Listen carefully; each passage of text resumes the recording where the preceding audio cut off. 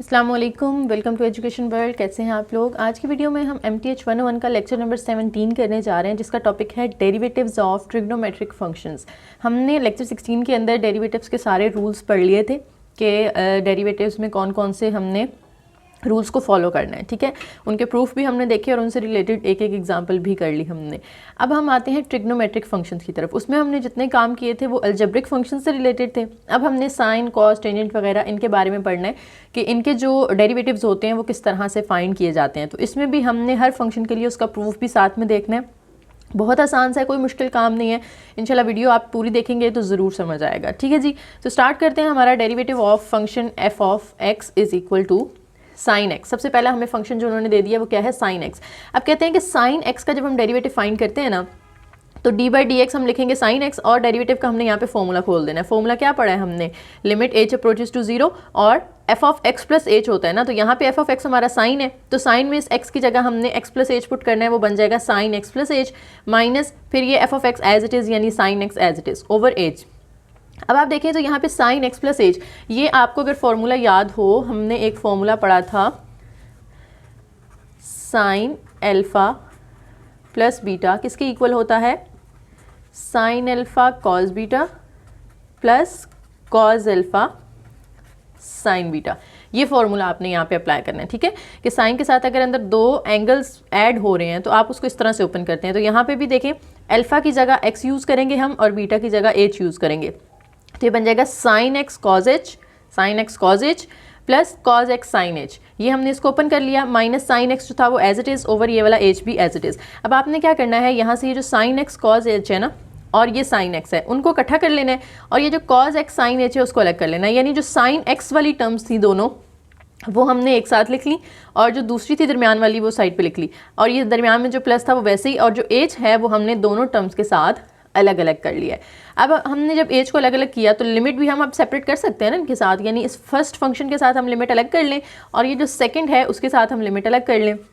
Limit अलग करने के बाद आपने इसके अंदर तो डायरेक्ट लिमिट पुट कर देनी है, sine x as it is cos, और एज क्योंकि जीरो को अप्रोच कर रहा है तो इस एज की जगह आ जाएगा zero, cos zero minus sine x over h. अब कॉस जीरो क्या होता है, 1 होता है, तो 1 जब साइन एक्स से मल्टीप्लाई होगा तो साइन एक्स माइनस ये वाला साइन एक्स, अब ये दोनों कट हो जाते हैं, जीरो ओवर समथिंग जीरो। ये तो हमने सिंप्लीफाई कर लिया। अब दूसरे की तरफ आते हैं, कॉज एक्स जो है वो यहाँ पे एज अ कांस्टेंट ट्रीट होगा, क्योंकि हमारी जो लिमिट है उसमें वेरिएबल एच है, ठीक है। तो हम तो लिमिट सिर्फ इसके अंदर पुट कर सकते हैं ना, एच वाले के अंदर, एक्स के अंदर तो हम लिमिट नहीं पुट कर सकते, एक्स की जगह तो नहीं जीरो पुट करेंगे ना। तो ये यहाँ पे एज अ कांस्टेंट ट्रीट करेंगे हम इसे, तो ये हमने कांस्टेंट के तौर पे बाहर निकाल लिया, और लिमिट अंदर सिर्फ एच वाली टर्म्स पे अप्लाई होगी, साइन एच ओवर एच। अब आपने ये पहले वो जो स्क्वीज थ्योरम वाला चैप्टर था उसके अंदर हमने ये पढ़ा था कि इस तरह का जो फंक्शन होता है जिसमें साइन के साथ जो नंबर दिया गया है वैसा सेम नंबर अगर डिनोमिनेटर में भी है तो आप उस पूरी जो लिमिट होती है उसको इक्वल टू 1 कहते हैं, ठीक है। उसमें अगर आपको याद हो हमने पढ़ा था limit h approaches to zero है तो sine x over x is equal to 1, इस तरह की फॉर्म हमने पढ़ी थी, ठीक है। अब x की जगह यहाँ पे h यूज़ हो रहा है तो उससे कोई फ़र्क नहीं पड़ता, बस ये आपने देखना है कि साइन के साथ जो नंबर है वैसा सेम अगर डिनोमिनेटर में है और साथ में लिमिट है तो ये पूरी लिमिट इक्वल टू 1 होती है। तो हमने इसको इक्वल टू 1 कह दिया। अब 1 कॉज एक्स से मल्टीप्लाई कॉज एक्स, जब जीरो इसमें ऐड होगा तो आंसर हमारा कॉज एक्स आ जाता है। यहाँ से हमें पता चलता है कि जो डेरिवेटिव होता है साइन एक्स का वो इक्वल होता है कॉस एक्स के, ठीक है। तो ये हमने प्रूव कर लिया। अब दूसरी साइड पे अगर हम कॉस के डेरिवेटिव की बात करते हैं, अभी हमने साइन का निकाला ना, अगर कॉस का डेरिवेटिव लेना है तो वो भी इसी तरह से आता है, कॉस का डेरिवेटिव होता है माइनस साइन एक्स, ठीक है। वो भी आप इसी तरह प्रूव कर सकते हैं। आप यहाँ पे इस फंक्शन में कॉस एक्स प्लस एच लिखेंगे, माइनस कॉस एक्स लिखेंगे, और फिर कॉस एक्स प्लस एच का फॉर्मूला खोलना है जो कि क्या होता है, कॉस एल्फ़ा प्लस बीटा। इसका फॉर्मूला हमारे पास होता है cos alpha cos beta minus sign alpha sign beta. ये फॉर्मूला आप खोलेंगे, फिर उसके अंदर भी आपने इसी तरह से लिमिट्स वगैरह अप्लाई करके आंसर निकालना है, तो वो आंसर आपका माइनस साइन एक्स आएगा, ठीक है। ये आप प्रूफ स्किप भी कर सकते हैं, पेपर में बहुत कम पूछा जाता है प्रूफ के बारे में। बस आपने इसका फाइनल रिजल्ट दोनों का याद रखना है, साइन एक्स का डेरिवेटिव कॉस होता है और कॉस का माइनस साइन होता है। नेक्स्ट आ जाता है डेरिवेटिव ऑफ टेन एक्स। अगर आपने टेंजेंट के फंक्शन का डेरिवेटिव निकालना है तो फिर वो कैसे निकालते हैं। टेंजेंट आपको पता है हम लिख सकते हैं ना उसको साइन ओवर कॉस। इसके भी दो तरीके हैं, या तो आप डायरेक्ट वो 10x plus h minus 10x वाला यूज़ कर लें तरीका प्रूफ करने के लिए, लेकिन वो काफ़ी ज़्यादा कॉम्प्लिकेटेड हो जाएगा आपके लिए, तो इसलिए मैंने इजी वाला यहाँ पे कर दिया कि आप sign x over cos x कर लें 10 को। अब आप देख रहे हैं कि दो फंक्शंस डिवाइड हो रहे हैं f ओवर g, तो हम इस पर क्वेश्चन रूल अप्लाई करेंगे ना। क्वेश्चन रूल क्या कहता है, ओवर के नीचे g का स्क्वायर आता है, ऊपर g as it is f का derivative minus f as it is g का डेरिवेटिव, तो ये हमने बस यहाँ पे अप्लाई कर देना है। नीचे cos x का स्क्वायर आ जाएगा, ऊपर cos x as it is sine का derivative minus sine x as it is cos का डेरिवेटिव। अब ये जो cos x था वो एज इट इज़, साइन का डेरिवेटिव अभी हमने पीछे निकाला है, क्या आता है cos आता है, माइनस ये वाला साइन एज इट इज़, और cos का डेरिवेटिव हमने माइनस साइन निकाला था। अब देखें तो cos x दो दफ़ा आ रहा है, तो वो मल्टीप्लाई होकर cos स्क्वायर x हो जाएगा, और ये minus minus plus sine square x दो दफ़ा आ रहा है, तो हमने उसको स्क्वायर कर दिया। नीचे जो cos x का स्क्वायर खोला था, अब ये स्क्वायर आपने x के ऊपर नहीं लगाना, ये फंक्शन के ऊपर स्क्वायर आएगा, ठीक है। जब भी होल स्क्वायर ओपन होता है तो फंक्शन का स्क्वायर होता है। अब cos स्क्वायर x, अब इसको आप देखें cos square plus sine square, हमने पढ़ा हुआ है कि cos square theta plus sine square theta equal to 1 होता है, ठीक है। तो यहाँ पे एंगल से कोई फर्क नहीं पड़ता, वो जो मर्जी हो, बस आपने ये देखना है कि अगर cos का स्क्वायर है और साइन का स्क्वायर है, दरमियान में प्लस है, तो वो हमेशा इक्वल टू 1 होगा। तो यहाँ पे भी देखें दोनों के स्क्वायर्स हैं और वो ऐड हो रहे हैं, इट मीन्स कि वो 1 के इक्वल हैं, तो इनकी जगह हमने 1 लिख दिया over cos square. 1 over cos जो है वो सेकेंड होता है, और cos का क्योंकि स्क्वायर था तो हमने सेकेंड का भी स्क्वायर लगा दिया, ठीक है। उसके बाद ये मैंने फाइनल रिजल्ट आप लोगों के लिए लिख दिया यहाँ पे कि 10x का डेरिवेटिव सीकेंट स्क्वायर x होता है।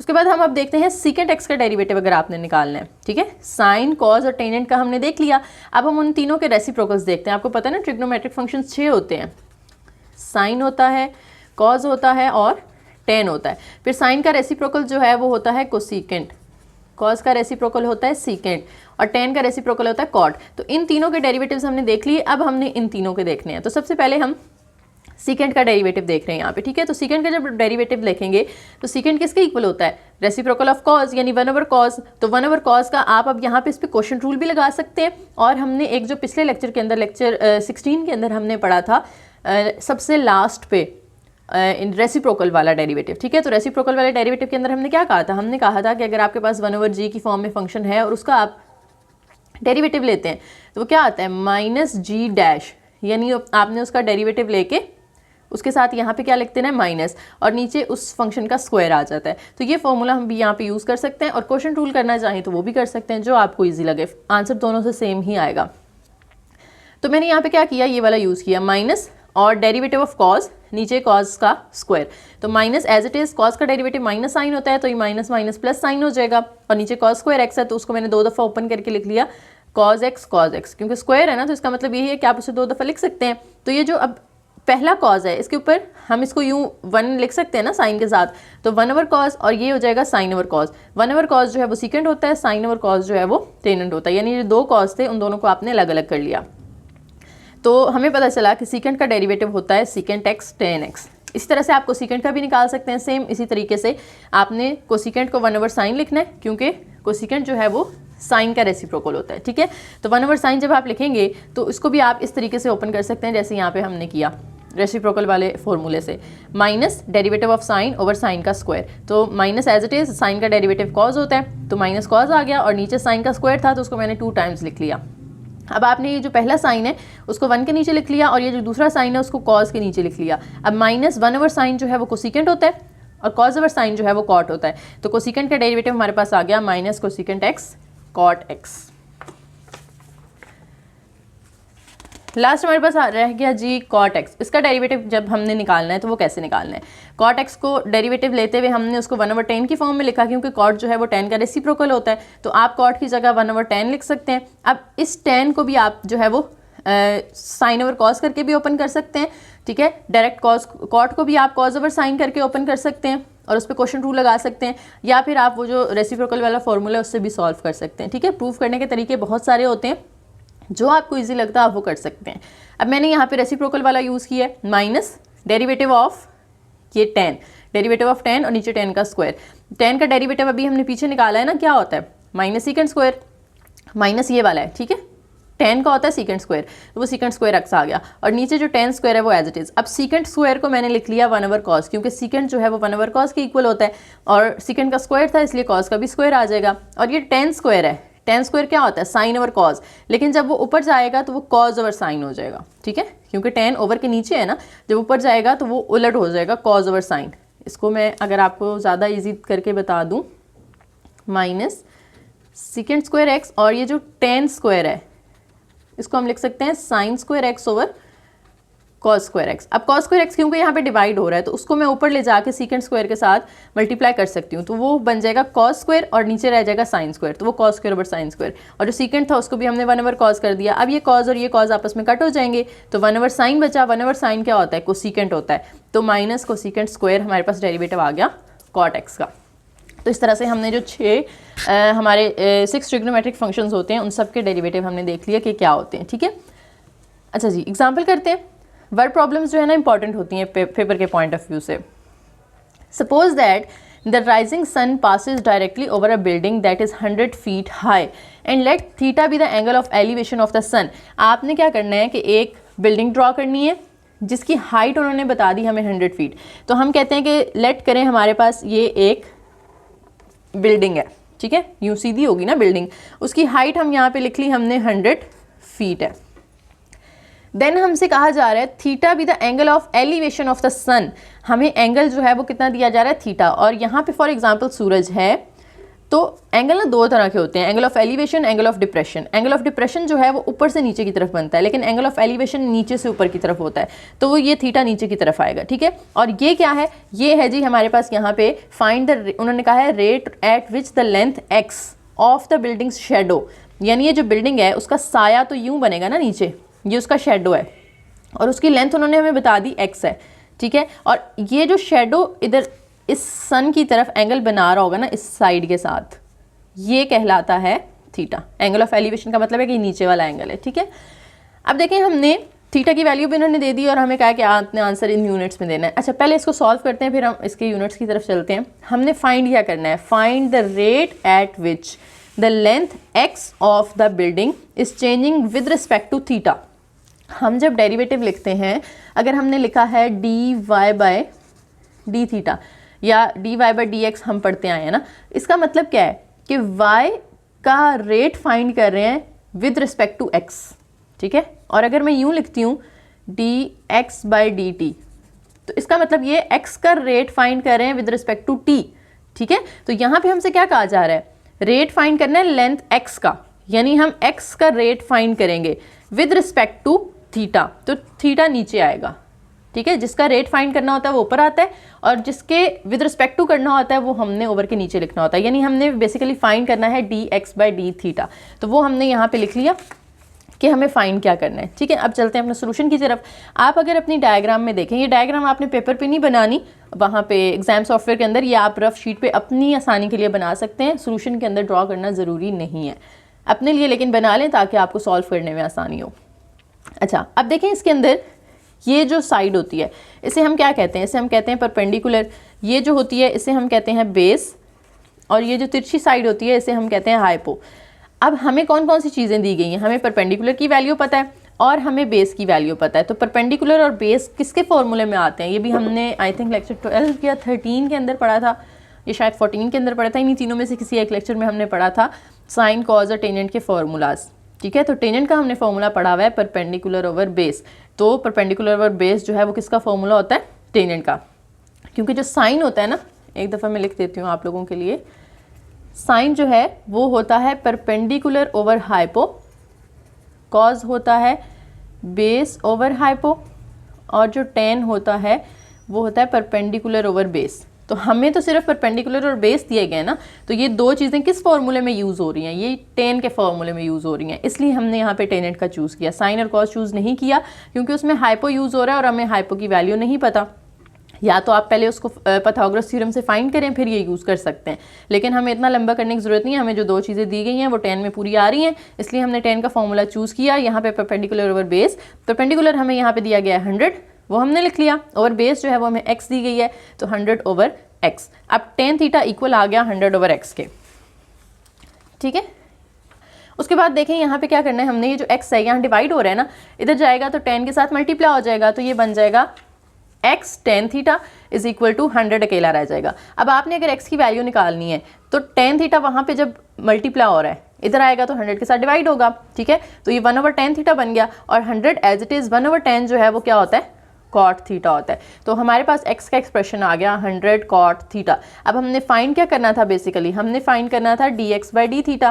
तो हनी अब हमने इसको डिफरेंशिएट कर देना है विद रिस्पेक्ट टू थीटा। इधर भी d/d थीटा लिख दें x के साथ और इधर भी d/d थीटा लिख दें इस पूरे फंक्शन के साथ। अब ये तो एज इट इज चलता जाएगा। यहाँ पे देखें तो 100 कांस्टेंट है, बाहर आ जाएगा। d/d थीटा यानी डेरिवेटिव सिर्फ अप्लाई होगा कॉट थीटा के ऊपर। अब कॉट का डेरिवेटिव हमने पीछे पढ़ा था अभी कि cosecant minus cosecant square theta होता है। तो 100 into minus cosecant square theta, अब माइनस बाहर आ जाएगा, 100 कोसिकेंट स्क्वायर थीटा आ गया। ये हमने एक्सप्रेशन निकाल लिया उसके रेट ऑफ चेंज का। अब क्वेश्चन में अगर आप देखें ना तो आपको उन्होंने कहा है कि थीटा की वैल्यू आपको दी गई है 45, ठीक है। तो थीटा की वैल्यू 45 का मतलब है अगर आप उसे रेडियन में चेंज करना चाहते हैं तो π/4 होती है ना, 45 डिग्री इक्वल होता है π/4 के। और आपने ये जो डेरिवेटिव्स होते हैं ना इनके अंदर हमेशा रेडियन वाली ही वैल्यू पुट करनी है, आपने 45 नहीं पुट करना, ठीक है। आपने रेडियन में कन्वर्ट करने के बाद पुट करनी है। तो यहाँ पे हम π/4 यानी 45 पुट कर देंगे इस थीटा की जगह, बाकी ये 100 कोसिकेंट स्क्वायर ये वैसे ही रहेगा। अब आप अगर कैलकुलेटर पे देखें तो डायरेक्ट तो हम कोसिकेंट नहीं फाइंड कर सकते ना, उसके ऊपर हमें या तो वहाँ पे साइन का बटन दिया होता है या कॉस का दिया होता है या टेनेंट का दिया होता है। तो कोसिकेंट को हम ओपन कर लेते हैं ज़रा। कोसिकेंट क्या होता है, साइन का रेसिप्रोकल। तो आपने कोसिकेंट की जगह लिख लिया 1/sin, ठीक है। जो इसका एंगल था वो 60 वैसे ही आ गया।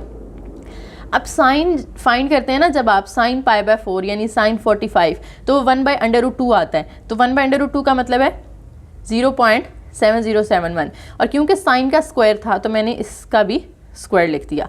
अब जब आप इसका स्क्वायर ओपन करेंगे ना तो वो आ जाता है 0.5 और जब 1 को 0.5 पे डिवाइड करें तो वो आता है 2, ठीक है। बाय जो 100 है वो वैसे ही।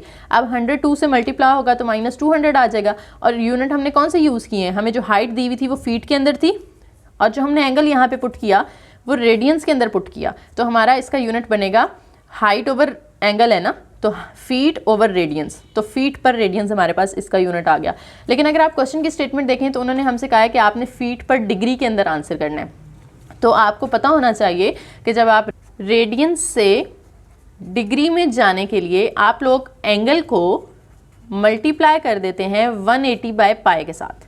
यही करते हैं ना हम लोग, जब भी डिग्री से रेडियन में जाना हो तो π/180 से, और अगर रेडियन से डिग्री में जाना है तो 180/π से हम मल्टीप्लाई करते हैं। लेकिन यहाँ पे देखें तो हमें जो क्वेश्चन दिया हुआ है वो किस तरह से दिया हुआ है, रेडियन ओवर के नीचे है। यहाँ पे भी आप देखें एंगल नीचे आ रहा है ना, तो रेडियन जो है वो ओवर के नीचे दिया गया है। तो हम ओवर के नीचे इसको 180/π से मल्टीप्लाई करेंगे, यानी जो हमारा आंसर आया है -200 उसको हमने डिवाइड करना है 180/π से, ओवर के नीचे, ठीक है, क्योंकि रेडियन ओवर के नीचे है। अब जब ये ऊपर जाएगा तो ये क्या बन जाएगा, -200 मल्टीप्लाई बाय नीचे, यहाँ 180/π है, जब मल्टीप्लाई होगा तो π/180 बन जाएगा, ठीक है। तो इसलिए हम यहाँ पे -200 को π/180 से मल्टीप्लाई कर लें। आप लोगों ने ये कंफ्यूज नहीं कर देना। π/180 से तो हम तब मल्टीप्लाई करते हैं जब हमने डिग्री से रेडियन में जाना होता है। करते तो हम ऐसे ही है ना, डिग्री से रेडियन में जाने के लिए। तो यहाँ हम रेडियन से डिग्री में जाने के लिए क्यों ऐसा कर रहे हैं, क्योंकि ये असल में डिवाइड 180/π से ही हो रहा है, लेकिन बाद में जब हम उसे मल्टीप्लाई करते हैं तो वो π/180 हो जाता है, ठीक है। अब कटिंग कर लें, यहाँ पे 0 0 कट हो जाएगा। 5 के टेबल पे कटिंग होती है, यहाँ पे 2 पे होती है, 2 10s आर और 2 9s आर, तो ये हो जाएगा -10π/9। अब इसका जो यूनिट है वो रेडियन से चेंज होकर किसके अंदर कन्वर्ट हो गया, डिग्रीज के अंदर, ठीक है जी। तो ये हमारा था लेक्चर नंबर 17। उम्मीद है आपको क्लियर हो गए होंगे सारे कॉन्सेप्ट्स, और फिर भी अगर कोई कन्फ्यूजन है तो आप कमेंट सेक्शन में पूछ सकते हैं। वीडियो को लाइक करें, शेयर करें और चैनल को ज़रूर सब्सक्राइब करके जाएँ। Thank you.